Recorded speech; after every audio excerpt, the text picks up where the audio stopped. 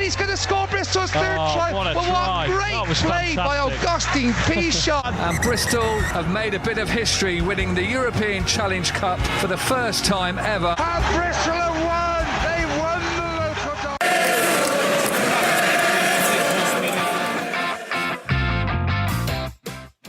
You're listening to Bears Beyond the Gate, a Bristol Bears podcast made by fans for fans. We're 2.5 season card holders at Ashton Gate. We love the club, the game and all things Bears. This week we unpick the miserable and disappointing home defeat against Sale.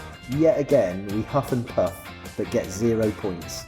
Mystic Meg might have been blindsided by Pat's selection of 2 hookers in the pack, but Miles had predicted 3 fullbacks on the pitch, only to be blindsided himself with the late omission of returning international Max Malins, who was, quote, unwell. We hope he's okay, but that makes 5 World Cup players still unavailable. It's hard to know where we go from here, but a trip down the road next Friday may just be the kick up the backside we need, because after defeat there is always the chance of redemption, and getting a win at the Rec is just the sort of thing that might get us going again. We're here from Bath fan Matt Price and give our own thoughts. All this and more. I'm Pete and I'm joined by Lee and Miles at the Bristol Beer Factory tap room for a cheeky craft ale and a bit of rugby banter. Well lads, we're back at the tap room and thankfully it's not raining. No. And so we do apologise to some of our listeners for the heavy rain last week, although I've got to say a couple of people said they found it quite relaxing and sent them to sleep quicker than normal. Well, that was before the rain came down as well. No, but it does, to be fair, I think we all give ourselves a clap as well, because that rain last week was biblical and it shows our dedication and possibly our desperate need for alcohol to come down here and record last week's pod. So Yeah. No, I think it was a first try at something new, and we can only get better. Yes. And what have you got? I mean, I've got a nice tidy little. I can't even remember what it is now, but it's quite nice. And you boys have got a slightly darker brew. We've got a bit of a darker brew called Overtime. It's quite nice actually, Miles. There's a little bit of malt in it. And can I just add, the great lads at the tap room have poured us some beers in a handle, proper craft ale, but old school, loving it. How would you describe these glasses? Like the old school ones that have got the little glass. Yeah, the little tankard. The little tankard divots. I mean, I'm not sure what we should make of the fact that normally they give you the choice, don't they? Straight glass or handle. And they went straight for the handle as soon as we came in. I don't know whether that's something to do with our age. Our look. Our age and our general look. But anyway, well, boys, yes, it was a very disappointing defeat. But what I thought we'd do first, like we've done in previous pods this season, is read out a few thoughts from our listeners or from our followers, actually. I did send something out on Twitter and Instagram, actually, or X, I should say. And yet again, we got a great number of responses. I've got to say, most of them quite hard hitting. I would say you have vetted these comments. I've run it through the bleep machine, and we've got it now. Again, I'd just like to say thanks to everybody who's done it. I can't read everybody's out, otherwise this pod would go on for about 2 hours. So I've kind of tried to get a selection again of people, so I'm trying to share it around. So anyway, I did actually send a post out right after the game, which was maybe a quite an emotional one, and I got quite a lot of emotional responses. So I think if people are interested in that, go and look at the responses. But I will read out one, and this was from Ian Parker, who's a long-time follower, and he said, I think I said things like, it was come on, it was a real pain, blah, blah, blah. And he said, can't disagree with that in any way. I am guilty and seriously need to stay away from my social media during and straight after a game. Too much emotion involved. I'll try and be better moving forward. So he's very honest there. But then again, the rest that I'm going to read out were responses to something I sent out today when I think everyone had a chance to have a night's sleep or whatever and have a bit of reflection. So this is from this is the Franklins, at BT Frankland. He said, sit in the South stand and every week all of the action is at the other end, which is empty. Sale always a tricky side. They take so much time to be ready, not helping the flow of the game. Cues to get in eased by stewards opening gates and visual checks. Poor treatment of supporters. And then he was replied to by Sean, which is at SeanPaul66, who said, we are also in the South Stand and never get to see any second half glory. When they opened it, it was called the Bear Pit. Surely our team would want to see them at their finest. Good point. There was a bit of a positive one actually from John Ellis at John Ellis. He said 2 interception tries the difference. Lane, Ibitoye, Thacker and JVR had good games. Not the time to panic. A win away at Bath would be welcome. So, fair enough. Voice of reason.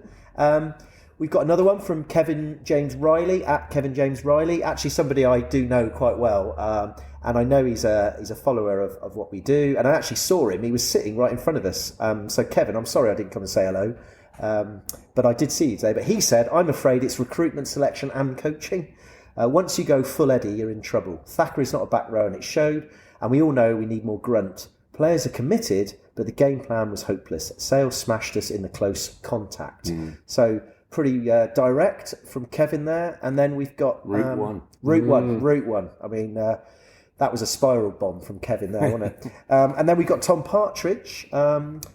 at TA Partridge, and he said, I can get over the loss. Always going to be a tough ask against Sale, but it's the manner of the defeat that pissed me off. Yeah. And, I'm not going to apologise for that. So much so that I'm seriously considering whether to bother with the Rec on Friday night. I thought most people weren't anyway, because it's so expensive to go now. But anyway, fair play to Tom, because he's committed. And then we've got another one, new person, Chris JG, at Chris... My apologies, I'm saying Gingell, but it might be Gingell. Basic skills let us down a lot and killed our momentum in attack. So many times, passes were fired either straight at the receiving player or behind them. We also seemed to run out of ideas after about 2 phases of attack. I should also at this point say we did have a very long and detailed reply from Marcus Watts, who I did read out last week. And I couldn't read it out this week because he got read out last week, and also it was really long. But if you fancy reading what Marcus said, I would encourage you to go to our tweet and get the reply, because it was a kind of well thought out but a kind of controlled rant that had a lot of good stuff. And what I liked about that actually, because Marcus Watts he's not a guy who actually flies off the handle at all. He's very balanced supporter, and I a lot of what he said, he made some really good valid points, so well worth a watch. And I think we'll finish with one more. This is from Red Barney at Red Barney. I know he's a long time follower of us. He did quite a lot, so I'll paraphrase some of it. He kind of said selections. He said it is tricky to say, because if Dan Thomas, he's given me some brief initials here, and I'm struggling. DT, Dan Thomas, JH, and JD are all carrying knocks with SL and CV out already. I should have planned. I should have prepped on this one, boys. Then we may have no choice. So I think someone else did mention that. It's like our selection is kind of what it is. Look at itself. Performance was same old against Sale and Saracens. They're too strong for us, and we have no plan B. We always struggle against rush defence. We always have done. No plan B. And he kind of goes on about that. He mentions that again, so it is a big one. He did say the game plan, it was a good first 15 and a bit of enterprise in the last 10, albeit with no points. But again, no plan B. He said it again. And it's not like we don't know what they're going to do. So, yeah, good point there. Take the points, go for a try. There's a definite lack of clarity. He did go on about attendance. It was 16,000, allegedly. And he said it's a good attendance. It's the biggest home attendance this season, but the atmosphere wasn't that good. And it's hard to generate when you're being strangled on the pitch and see no way out. And I suspect the players felt the same. Although we are going to come on to talk about the 16,000, aren't we? Yeah, I think so. Yeah. And then he finishes off by saying, it's too late now, but really we still need a big lock and another 7. The back line, when all fit, should be up there with the best. And then he finishes off with a bit of coaching. He says the trouble is there's too many errors, lack of clear decision-making, leadership, no plan B again, and need to sort out this before relegation comes into play. So, boys, a lot of honesty there, I think. Yeah, thanks. I tried to balance it a little bit because, there are some people that, the voices of reason have said, like, let's just try and be positive about this. But Miles, I mean, you were there, you and me, and were there watching the game. To be honest, the first 15, the whole setup was good. I mean, it was quite a positive start to the afternoon. I mean, do you agree? No, absolutely. I think it was a lovely sunny afternoon. It was set up for a perfect game of running rugby, wasn't it? Yeah. Which we loved at Ashton Gate. And it was encouraging. I thought the pack in the first sort of 15, 20 minutes were strong. There was no scrum penalties. In fact, I think there were very few for the whole game. Sinclair seemed to come on, have a little bit between his teeth and play well and scrummage well. The slightly odd nature of the pack with Thacker at 7 seemed to work all right. I mean, the fact that he was throwing the line out, and Ogre at number 2 was obviously delivering a power up front, seemed to work okay. And we weren't getting pushed back by what we know is a big Sale pack. So yeah, I mean, it was really encouraging. We obviously scored a try in the first half. Something it was in the first 10 minutes. Well, first 10 minutes, I know one of the absolutely. Currys got sent off. Yeah, So I yeah. suppose we did Have an make advantage. the most of it. And I should also, I think at this point, we should mention that it was a very nice kind of Remembrance Day sort quite. of thing done. It was, I think Chris Boyd read out, or somebody read out a poem, didn't it? And then read the poem out, and then the bugler did the last post, and then we had a 2-minute silence. And it was, and then the guys marched off to the clap. And you weren't there, but we had some fireworks yet again in front of the Dolman stand. I mean, there were a few people clutching their chest. It was that loud. Bit of smoke and haze, bit like last I do time sort of back. feel like I'm moaning about the fireworks.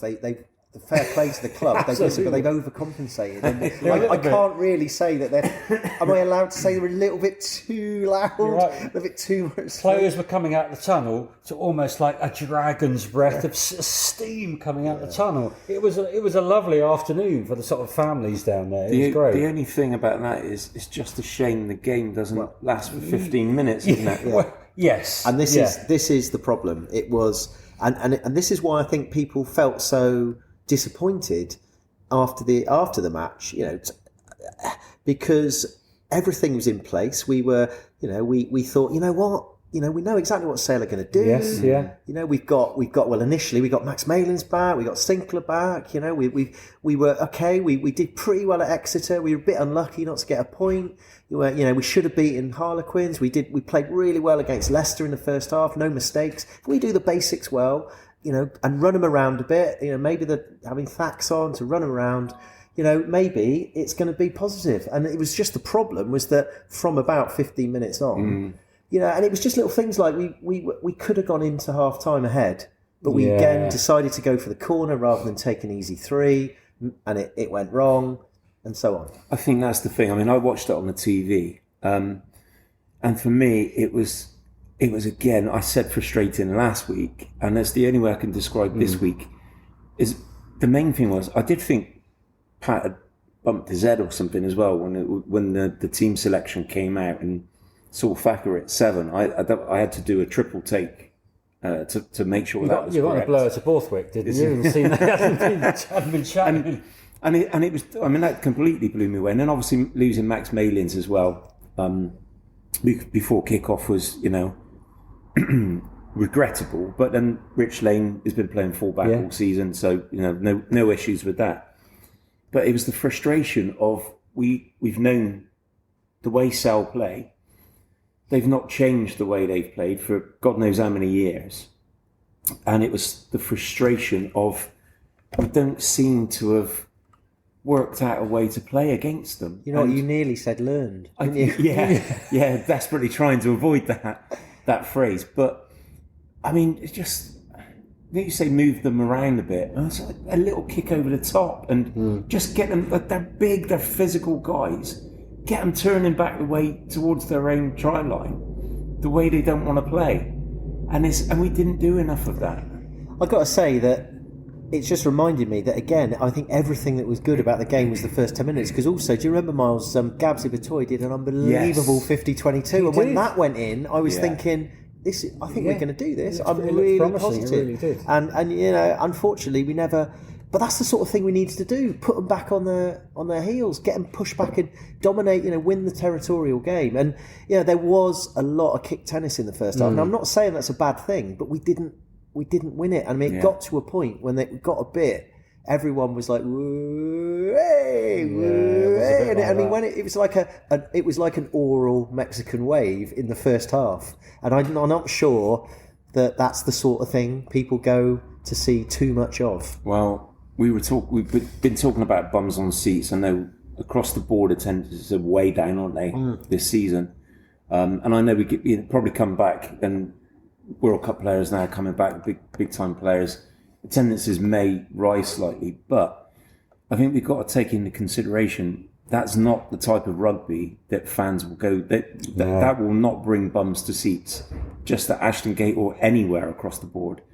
And I think, we've got to be very careful here that, we've got a really brilliant, solid fan base, and we don't want to be starting to lose these people, or people thinking, do you know what, I'll give it a miss this week, because full well that can be a continual pattern of, not go into a game.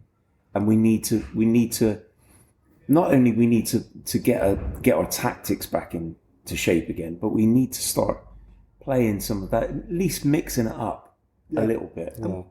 And let's just do a quick compare and contrast to last week. Remember down at Sandy Park, we knew what we were going down there for. Yeah. And then Sheedy and Lane link up and do 3 amazing cross kicks and scores. We know that Sale are going to choke us, aren't they? And there's no way through their running line. There never has been with Sale. And it's odd. And I understand that opportunities arise at different points. But should that not have been the same tactic? You're not going to get through Sale's line. You're right. Why didn't we try something different? Chip over the top, crossfield kick. Just try. Yeah. And it's funny, isn't it? It's weird that we lost, sadly, our captain at about 31 minutes for HIA, who didn't return. And then the decision-making from there on in for the rest of the game seemed to be void. Well, that was the biggest thing. I thought you could see that we didn't seem to have a leader on the pitch after Fitzharding left. And that is worrying. That's really worrying. I just want to go back to the rush defence thing, because as you say, it's a really frustrating thing to watch as a fan. And you can moan, you think, well, they might be offside, and but I don't blame Sale for doing it. But and we talk about chips over the top, but to me, this is where you've got it's linked, forwards and backs are linked together. To me, what you've got to do, you've got to get. The reason why they were so good in the rush defence is that they weren't necessarily committing all of their forwards to the breakdown, so they were flooding the midfield. And to be fair, we were trying. JVT was trying to break the line, but the interception try says it all. Is that we were so choked that we were throwing difficult passes. So to me, it seems like this is the problem: is that how are you going to stop that? What you've got to do is you've got to suck in their big boys away from that area, and you do that by having your own big lads that punch around the fringes and get a bit of go forward, but you don't do it individually so they get isolated. You do it with little pods of people driving through. So eventually they're thinking, you know what, we're going to have to go in and resource the breakdown, because and then when you pick your moment, when there's a few holes in the defence, or they've left a prop out there in the centre, then you spin it out, then you get it to JVR, who gets half a yard and pops it to Vakatawa, and then we make that space. Now, I hate to say this, but watching Bath against Gloucester on Friday night, that's exactly what Finn Russell was able to do. He did one beautiful little move where they popped it back inside to a Jomo, and he gave a little dummy, and it was a rush defence, but they found a hole in it, and we just never, kicking over is one thing, but it seems to me that it's not just about our backs. It was quite easy to blame our backs, to say, shouldn't have thrown that pass, shouldn't have done this, but they were under pressure all the time, and this is the worry. And then on the back of that, we didn't pick the biggest, strongest pack we could have done. We went with a risky strategy. And Ogre, I know, has played flanker in the past, but at the end of the day, he's not a flanker fully fledged. He's a hooker and a flanker. And Backer's not a flanker; he's a hooker. And we had Dan Thomas on the bench, who we know will give 100% and get stuck in. So this is the frustrating thing. And I know rugby knows. But I do at least think about it, and I just wonder, why have we never ever found a way of sorting Sale out? And one thing I've got to say, we've got to stop using the word Knowles. I know. Because coming from Withywood, that has a totally different meaning. But getting back, and we've got to stop using the word allude. There's quite a few words we've got to stop using. Yes. Allude. Yes. Although I do think we should have an allusion corner. Which would be quite good. Quite. And we should finish the pod with a list of caveats. But anyway. But and that was the bizarre thing for me. I just thought it was very, very, very risky of Patnam's selection. So again, it just felt like we didn't choose the right players from the off, and we've got to got to think as well, Ogre he's not played for ages. He's been injured. So to throw him into that game, and to throw Thacker on at flanker when we've got in my opinion, one of the best flankers in the Premiership in Dan Thomas, it just doesn't make sense to me. Yeah. And is that the question I'd ask is that kind of Pat self-doubting himself, or is that just did they all sit around the coaching team and say, look, I'll tell you what we do. This is how we beat Sal. Because, I mean, they know a lot more about rugby than the three of us put together. But it just seemed very high risk. It didn't work, did it? It was high risk. I mean, the thing is, it's too much of a gamble. I know, and you're right. They've forgotten more than we know about rugby. But the fact of the matter is, I know maths, and I know when we haven't got a bonus point, a losing bonus point, and we have lost by a ridiculous amount of points at home, and that's all that matters. Yeah. Because so it didn't work. Whatever the plan was.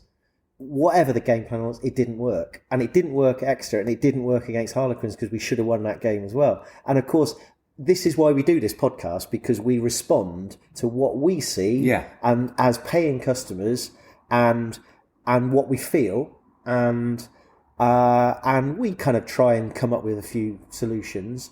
But we try and we also try and enjoy ourselves, because I love going to live sport. I love walking down the gate. I was just quite excited when I got up on Saturday morning. I thought, I personally, because I don't play rugby on a Saturday, obviously, like the idea of going down 2:30, nice lunchtime beer, and I just felt so annoyed when I was walking home afterwards, because it wasn't as if I felt as though we were going to score at all, even in the last the last quarter. No. I think they scored their try on 65 or 68 or something, and we had still. I was sitting there thinking, we've still got 12 minutes, and we still do this. Yeah. One converted try, and then we've got the losing bonus. Well, we had and Bradbury then one more. drop the ball, didn't we? I know, I don't blame him for that. But but the annoying thing about that is that was quite clearly told that we've been working on the basics in the long pre-season, because that's what we were doing wrong last year. We working on the fundamentals, and the first half of the first game against Tigers, we didn't make one mistake. It was brilliant, and then we the next game likewise.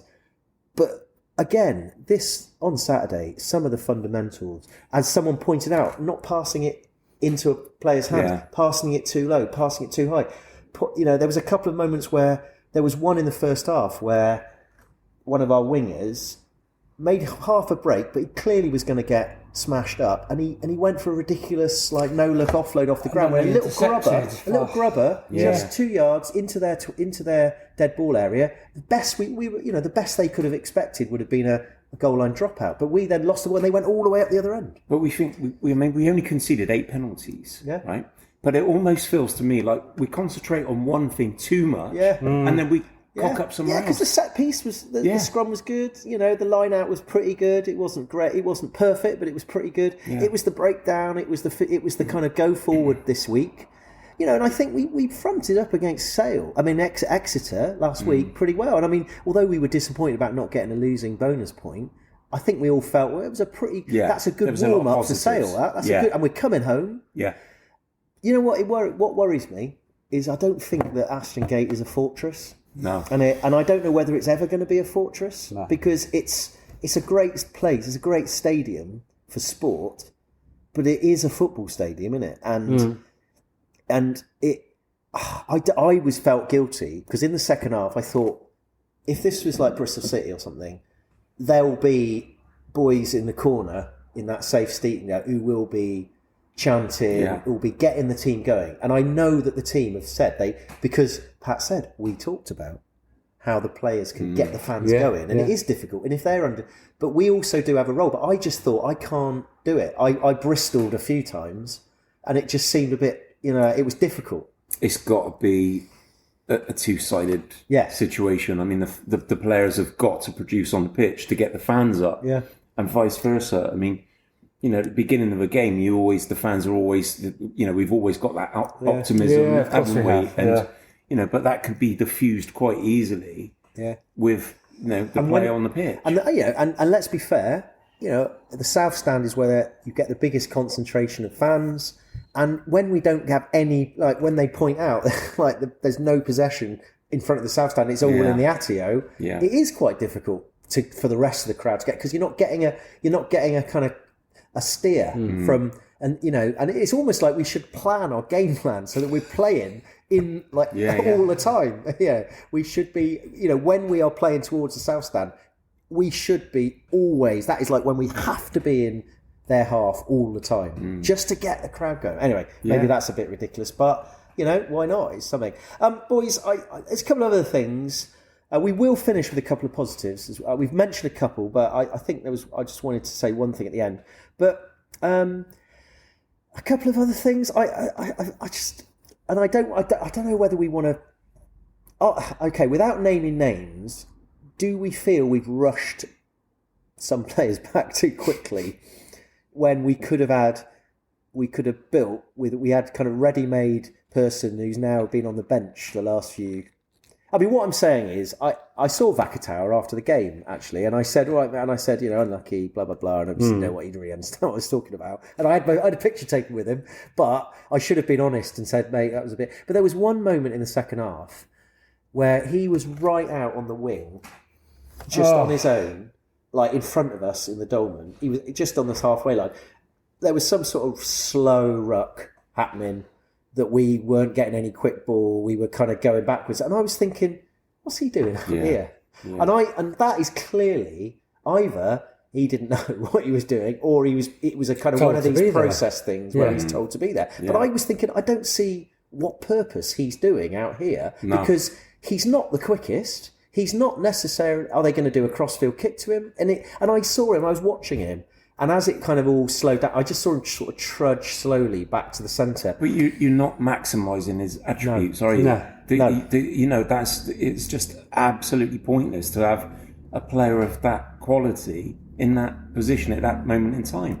And I don't think this is necessarily true, but I do worry that, sometimes are we selecting names rather than the proper... I've never ever I'm been... going to name a name. Yeah. Because we've not heard anything about him. Yeah. Chris Fourie. Yeah, we don't know where he is. Because if there's a player that we're missing in that team... We really miss him. One of the glue players. Yeah. It's him. Well, quite. I mean, we've alluded to... We know the fact, I think, Stevie Liwatura's potentially damaged his calf and is on rehab, isn't he? So that's going to be a while back. We know...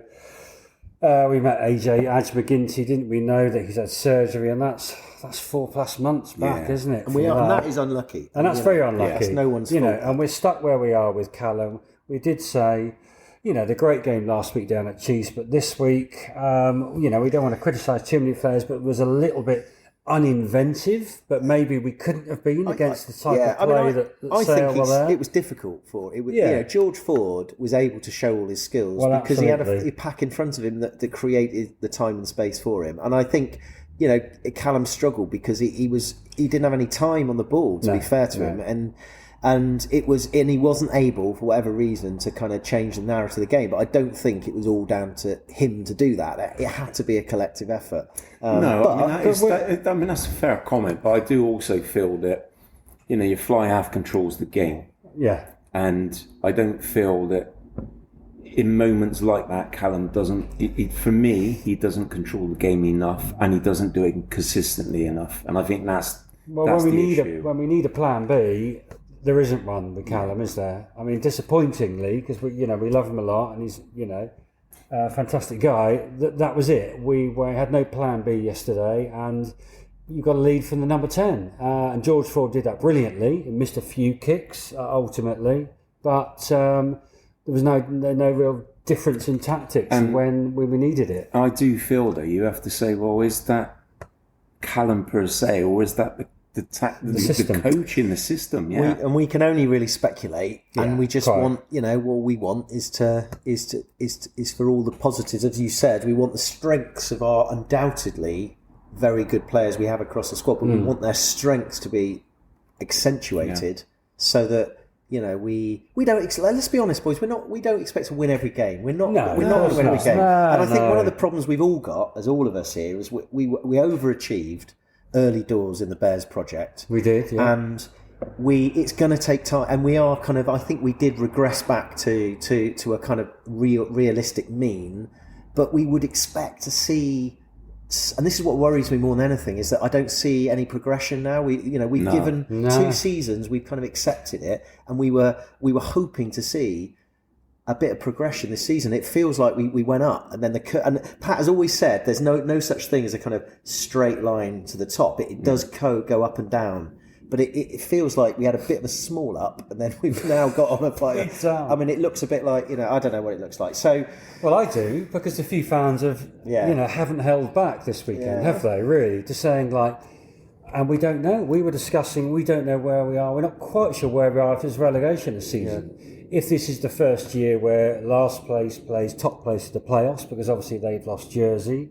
But just looking at the games we've played now, this weekend, we are very quickly dropping down the table in a very short, truncated season. And we've got 2 away games. And I now feel, we didn't talk about predictions, but we are heading to almost the bottom of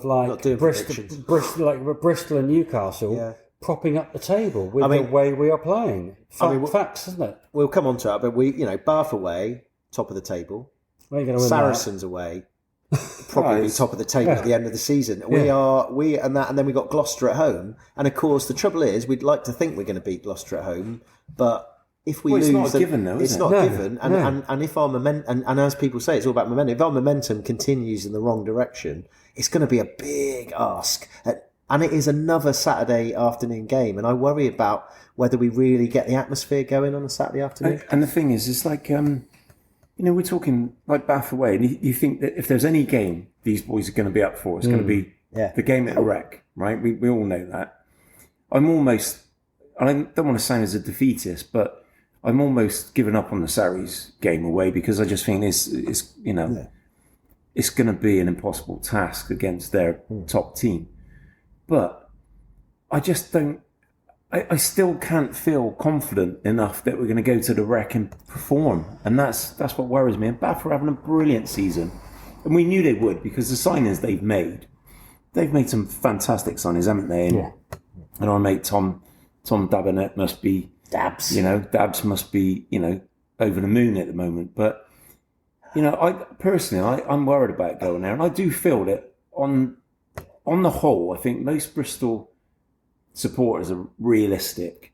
And I do feel already there's a lot of disillusionment kicking in already now. Yeah. I wonder, with a couple more defeats, how bad that can I don't want to make people feel any worse, but because I've been on my cricket calls again, I've only just come back and looked at the results. Newcastle 12, Saracens 50. Yeah, saw that. 7 tries, and that's away from home. Away. Yeah. Again, this is the problem. We shouldn't be games like that. We shouldn't have games like that. But anyway, right, boys. I think I feel we should finish on one positive. And I just wanted to talk about Rich Lane again. I was watching him a lot on Saturday, and the guy is a thoroughbred, I've decided, because he just looks the part. He looks, and I keep saying this, I don't think we're missing Charles Piatow much, given the output that Rich Lane does. He looks so similar to him. But my biggest bugbear is why we didn't give him the left boot to try and go deep in the penalties. We didn't do that. I just don't understand why we don't give him a go, because again, the depth, our kicks to touch to the corner. I mean, it wasn't. You can't recall it a kick to the corner. It was a kick to near the 22. But I really think we should big up Rich Lane and say and he's a kind of honest guy, isn't he? He's probably not on the biggest salary. He came from Bedford, but he came because he knows rugby. He's played at a level where he's honed his skills, and he is a success. I think we have to be fair play. So that is a good, our recruitment is good sometimes. So big up for Big Rich Lane. Yeah. Also, I did want to mention that. I mean, Harry Thacker coming in at flanker. I mean, the guy was everywhere, all over the pitch, wasn't he? And I just feel again, solid professional. And I'm not knocking everyone else, but I think man for man, we pretty much got beaten, against Sell. But big up to Fax, because he was everywhere, you know what I mean? And I to change positions like that and to play as well as he did is full credit to him. And I am going to big up Ogre as well, Yes. because it was a massive. Yeah. He's had a massive gap out of the game. He looked good. I like the look of him. You know what, boys? I mean, you can say it, but you know Like what the cut of I'm his saying? jib? He's a jib Yes. cutter. I really like the cut of his jib. Yes. Yeah. So, I mean, apart from that, I think it was. I think we might Pretty also, average. in dispatches, I like to mention Gabs Ibitoye again, because I thought he played quite well as well. He did pretty. He was thrown in at the last minute. He'd obviously been dropped because he'd had a couple of iffy performances, but I thought he showed willing actually, and he was pretty solid under the high ball, and actually showed a little bit of willing as a possibility of breaking through. So fair play to him, because that's what we want to see. We want to see players respond to adversity, being dropped, and absolutely. you know he responded to it, and we really have to respond to adversity next week. Anyway, I think we'll move on, boys, shall we? And I've remembered, because I've got it written down, I'm going to do our little interlude bit, where I say, you're listening to Bears Beyond the Gate.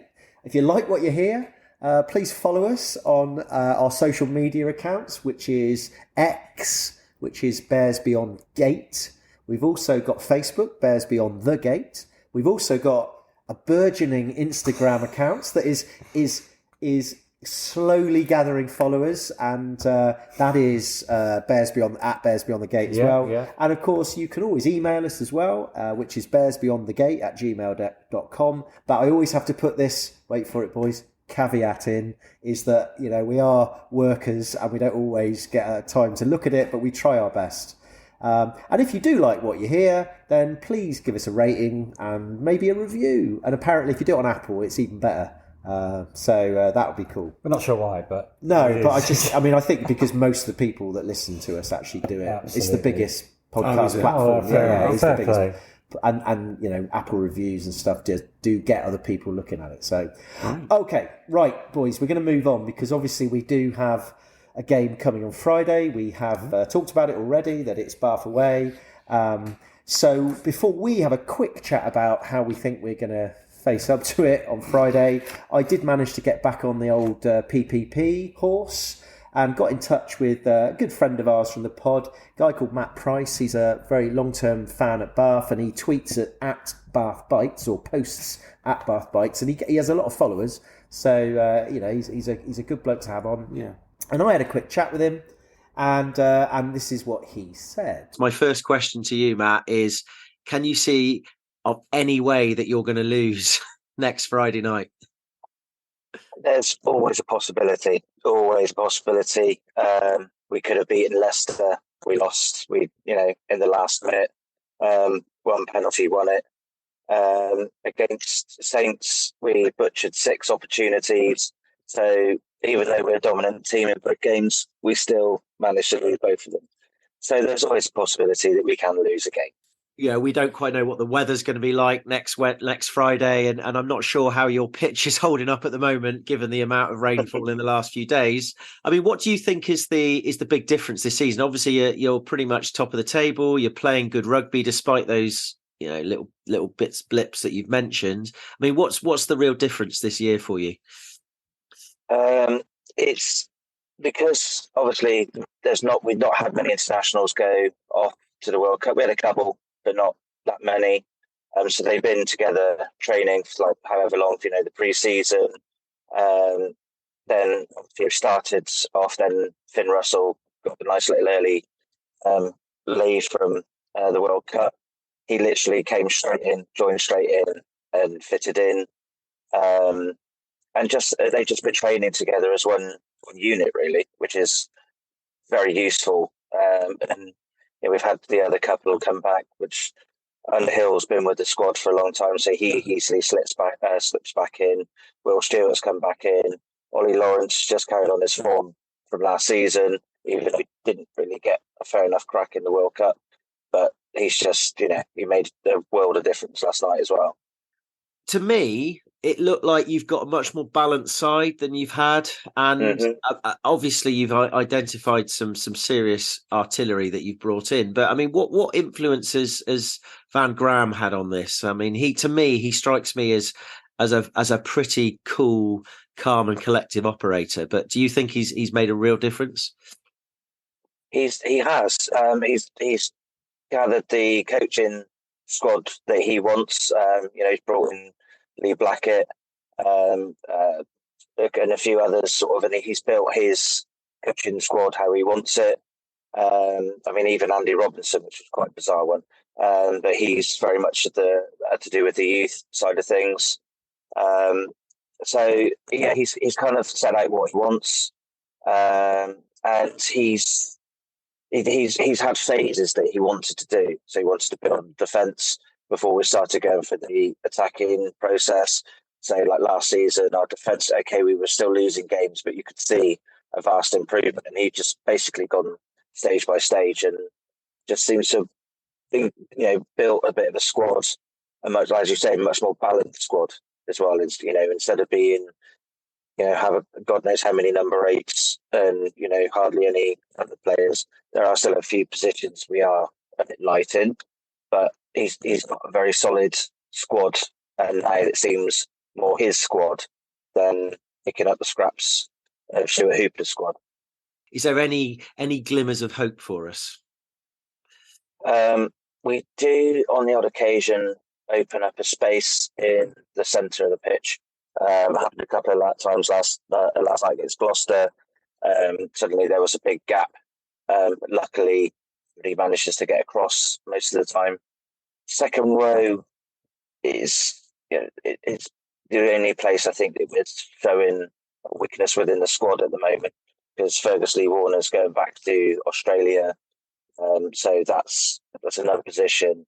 Our line out, it can function, and then it doesn't function. It's quite strange. And our scrum is, obviously against Saints, the referee just didn't like Will Stewart as soon as he came on, and I think he basically penalised him for breathing at one stage. And it was.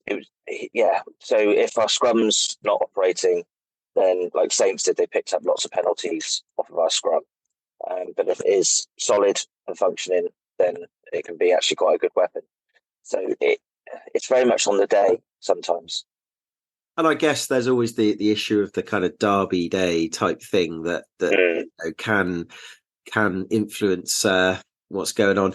It's early days. It is early days, but I did notice on TNT Sports on Friday, the pundits and the commentators were starting to allude to the fact that it was about time that Bath didn't just compete, that they were going to be in contention for winning the Premiership or even further. Do you in your heart of hearts think that is a real possibility this year for you? I think it's time for us to compete, because the last couple of seasons we definitely haven't been competing. We've been competing to stay up if there was a relegation. But I think maybe this season I will be very happy if we hit top 4. I would be very happy. Next season, strengthen the squad, and then maybe, yes, it could be pushing for title or something like that. But again, that's 2 seasons away. Things can change.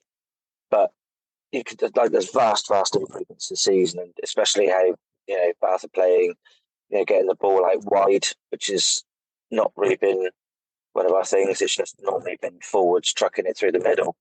But now, the backs are actually getting some ball. They're getting to run with it. Will Muir's an absolute beast, and everybody can see how good, of a player he is. So it's nice to see that, the backs are getting to run. So there is vast improvements, and top 4 would be really nice, I think, this year. The way things are stand at the moment, if you did lose on Friday, how would you actually feel? I would find a very small, dark room and probably rock it for about half an hour, just gently weeping. We lose matches, and you get upset and you get hurt, because especially if you know that they're capable of beating a team, that hurts. And again, when it's like Bristol or Gloucester, those 2, Leicester, it's those 3 games. If we lose any of those, it just hurts, and it just, even when one of my children annoys me, they just run, because Daddy won't be a happy camper. So it's just they're games you don't want to lose, and that it will hurt and it will upset you. I know people say it's just sport. I think sometimes when it comes to Derby, it's just got that little bit more than just being a sport. Yeah, no, I think that's a really good answer. And I think I appreciate you saying that. And I think that's probably a good place to leave it. So, Matt, I really appreciate you talking to me. I think one thing's for sure, there's going to be one set of supporters are going to be upset. So hopefully it won't be us. Cheers. Well, boys, I've got to say, I thought Matt was quite restrained, actually, because to be fair to him, I gave him the opportunity to just pile into us, which he could have done. And I think it's a measure of the man. They're not all that but bad. he's a nice lad, isn't he? He's an unusual. I don't see him as a bollage He's not like those. He's not like those Bath Rugby Club boys that we had on that first time. Who just they were just piling in with no evidence, were they? But I thought he was quite restrained. I mean, I think he was holding back, and he did kind of say that maybe we didn't quite beat Leicester, but it was last minute, and we butchered a bit against Saints, and that was about it. That was about the only little nuggets of hope we have. Although the one hope I think we do have is that we know that the Wreck is going to be an absolute shambles of a mud bath. And I think in the post, I've written the post article for tomorrow, and I did say that I think hopefully Pat will take the lads for a bit of training on the downs to get ready for the Wreck, and that could be our leveller, but that's about all I can think of. So I don't know. What's your thoughts on I mean, we said Saturday was a must win. I mean, this has got it's like a must win. Yeah, and also, I mean, it is a must win. But I think in terms of performance, I think we need to step up. And we need to have the passion. I think it's above all else. This is, even if we do, I hate to say it, even if we do get beaten there, I think if we go down fighting and we've gone in from the first minute with the passion and playing for the shirt, then I think I'll be more than happy, even if we do get beat, that we've given a good effort. I mean, I think it's going to be a tough game, but I'm optimistic, as I always am. But I think that the start of that game is vitally important for us.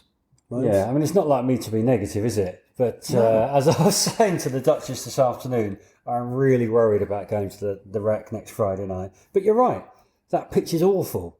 It's rare that teams play a fantastically fast running game. It's attritional, isn't it? And you're right. I think after this weekend, we're hoping we've got Genji back, haven't we? He's going to start training on Monday, but there's talk of that. Sink's back. Malin's hopefully we'll just find out. It was a little minor niggle that he pulled out last week.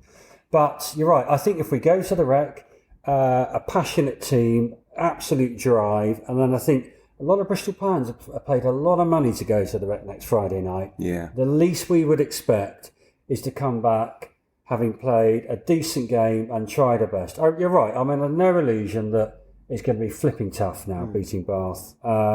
But if we at least try and are passionate about the way we play, then I think that's really all we can expect. And I think again, this is just pure amateur speculation, but I think the only thing we've got to talk about this week is they've just got to go back to basics. They've got to say, do the basics, and everything else will sort itself out. So they've got to focus, and I mean, rightly, it's got to be a first 20 of no mistakes. Mm-hmm.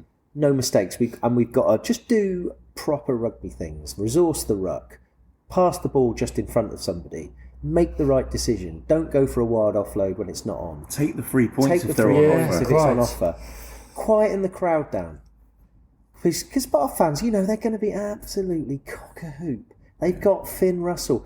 And can I just say, actually, on his, as a kind of an aside, that's why the marquee player exists in the Premiership. To have people like, I thought he was brilliant against Gloucester, shushing the shed, but he backs it up with quality. Yeah. And this is, we've got rid of both of our marquee players, and we would and people used to have a go at us about Moneybags, Bristol, but we get marquee players in for the Premiership. Yeah. Like Leicester have got Pollard. Fair play to them for having, so hopefully Finn Russell have a bad day at the office. But he is a great player, and we have, but we have just got, we know what he's going to do all sorts. We've got to be so ready, because he's going to do some little dinks. He's going to do some little kind of sort of dummy passes or some sort of delayed passes in midfield. We've got to be on it right from the start. And the problem is, it's going to be tough because the changing rooms of the Rex are I mean, there were some Withywood. Oh, yeah, they are. They are. Right, you know, I mean, so they cannot rely on, and this is my worry about the HBC. I mean, joking aside about going to the Downs, it's almost like they should ring up or get on the blower to, I don't know, Bridge Campus and say, can the lads go down and practice getting changed? And I know, actually, that's a bit unfair, Bridge, but just go somewhere, public toilets, and get changed. Go and get changed at public toilets, because that's basically what it's like in the away dressing room at Bath. And Lee at best turn up with a plate of like mouldy oranges at half time. That's what we need, isn't it? To ground them. You know, that's not being disrespectful. That's just saying that is what it is. We're going to go from the comfort of a 3G indoor training centre to suboptimal changing rooms, running out onto a mud bath, like when us boys, me and you played football on the Downs. You adapt accordingly. But you've got to be ready. They've got to be mentally ready for what to expect. And then we've got some new boys. Vakatawa, is that the game? Is this the time to give him a break? Because I'm not sure him playing at the Rec is a good idea. I'd pick Jimmy Williams. He's played at Artbury. He's played at all these places. He's played on almost a racing field, isn't he? It's got Jimmy Williams written all over it. It's got Rich Lane written all over it. Agreed. Ravuvu, give him one more week. It's got Genge written all over it because we need Genge back. It's got Sinks. We need to remind Sinks that was the place where he played his best ever game for us. Even though let's tell him, say, Sinks, they've just announced the Lions. You're not in it, and then let's see what happens. You may not realise, and you know what I mean. But you're right. It's going to be tough. So just on that note, because I kind of went on to it randomly, what do we reckon about? Let's do a bit of a prediction of who's going to play. What do you reckon, Lee? Well, who are we thinking that possibly could be back? I mean, we know Genge's going to be back. Genge's going to be, and he's going to be starting, isn't he? He has to be. I suppose we've got a dilemma of Capon, Ogre and Thacker. Because what's Capon done wrong this season? Well, nothing. And Capon, I mean, if I was Capon, I'd be a little bit annoyed. He played the first 30 against Exeter when our scrum was okay. Yeah. And Pat's brought in Ogre as a scrummaging hooker, and you think, well, have we not got one? No, I mean, I think for me, Fax has got to start. He's got to start at hooker. And then so potentially we've got Genge, we've got Fax, and we've got Sinks. Then I don't know. Joe Batley's worried me. But I think this is the game that might get his mojo back. Yeah, possibly. I mean, we all know he is one of those players that can inspire other players. I mean, we have got James Dunn as well, who again, for me, didn't do anything wrong in the second row. No. So we got Ed Holmes as well. We got Ed Holmes. I mean, I'd quite like to see him because I think he's the sort of bloke that would relish. Yeah. Can I throw another spanner in the works? Miles' spanner. The problem we've got is Fitzharding now is going to be missing from HIA assessment. Possibly. Well, let's just assume that for maybe a couple of weeks. So now we are a bit light in the back row, aren't we? And then we joked a little bit about Thax playing at number 7. Well, what are we going to do this weekend if we haven't got? Well, for me, it'll be. I think we'll go Dan Thomas open side, Magnus Bradbury 8, and we'll bring in go-to man, the grafter. Heenan will come in because Rex got Heenan written. You check that we've got Holmes and Heenan, and then we've got Dunn either on the bench as covering for back row. Yeah, I mean, again, you could bring Holmes into the second row, and then you could play James Dunn at 6. James Dunn started absolutely. at 6. So we do have options. We do have options there. Yeah. I mean, actually, let's keep going. It's just reminding me of something Bradbury's got to play at 8. Bradbury's got to play 8. Full stop. Got to play 8. Got to play 8. Thomas has got to play 7. We've just got to play basic rugby. Players in the right positions. Yeah. Thomas is like, your job is to just get in everywhere. Do what you do. What we need to do is we need to put pressure on Finn Russell. Yes. And this is the thing that didn't happen on Saturday. Yeah. It just reminded me, I was going to say that, is that we never put any pressure on George Ford. No. And that's what your back row do. Now, Thax was playing back row. He probably wasn't a proper 7, no offence, but a proper 7, that's his job as well. Yeah. Open side flanker, you shut down the halfbacks. They were Gus Waugh had an easy game. That's why it was a gamble too far. It didn't seem to make sense, And Finn Russell, we have got to shut him. I want to see us coming off the line, smashing him. Yeah. But we have to do it together. We Yes. can't do it in, and there was a few times I thought on Saturday where we weren't aligned in defence. People were rushing up and we weren't. And it's easy. When people rush up, Finn Russell will lap that up absolutely. every day. He'll do a little quite. dink pass and he'll wait for the hole and he'll pop it through. And you've got a Jomo, you've got Ollie Lawrence and a Jomo who are just champing at the bit. If that happens, it could be frightening. carnage. Yes. It could be carnage. Yeah. But that's why we need Thomas at open side. We need a proper open side at open side. Absolutely. And we need a proper 6. We need a big lad at 6. We need Heenan or we need Dunn, who can do and operate the line out, can just basically say, just get involved. And then we need Bradders at 8. Just making yards. Yeah. Oh, it's simple, actually, now I think about it. Absolutely. And then we've got Genji back, Sinclair, Thax. We have a scrummaging. We have either Ogre or Capon scrummaging for Cooker to come on. What else? Well, I think if we look at the backs, then I mean, I'm presuming Max Malins couldn't have done anything that serious that he wouldn't start against Bath. Yeah. But then you've got the dilemma. Then do you play who on the wing then? Yeah, I mean, for me, I think Noah Heward has been brilliant the first few weeks. Very tame again, and I know it's down to tactics and not getting the ball enough and being starved of it, but we could go across. I mean, you look at what they've got the horse, Yeah. Will Muir, who I've got to say is good, and they got Cock and Sea, they got big units on the wing. So I think for that reason alone, I would keep Heward in. I mean, I think Gavs is more akin to a fast pitch. That's not what we're going to get on Friday night, is it? We got on the wing. I mean, we Jack Bates is injured. I can't. I'm probably missing Rich someone Lane obvious. could play on the wing. Could play on the wing, and Malin's come in, but it depends. We don't know, do we? It depends on. It depends on it depends on Malin's, and if he's fit, he starts. And that's why when we try and make these predictions every week, we don't know what's gone on the training pitch. We don't know who's come out injured. And I don't know if you saw the Bath Gloucester game, but I did. Santi Carreras, quality player from Argentina, was playing fullback, played quite well.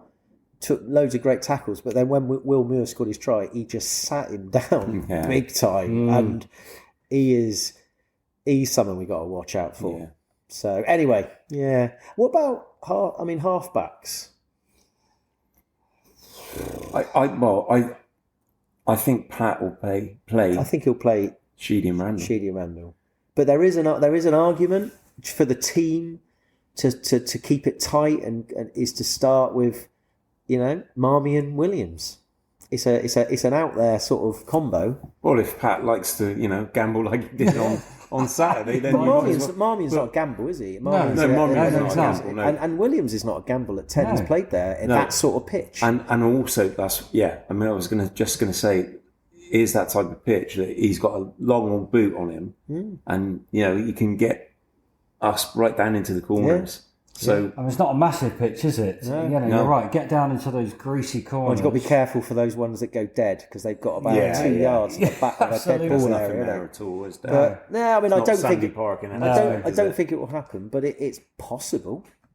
It's possible. I think you're right. And then you have JVR, and then at inside centre, and you have either. I'm not sure it's a Vakatawa sort of game. No. We got Piers O'Connor. Just have him at 13. I can definitely see Piers O'Connor playing. It's some part of this game. He's going to be up against Lawrence, isn't he? You've got a Jomo Lawrence. My worry about that is that I think Pat realises the gambles that he made against Sell didn't pay off.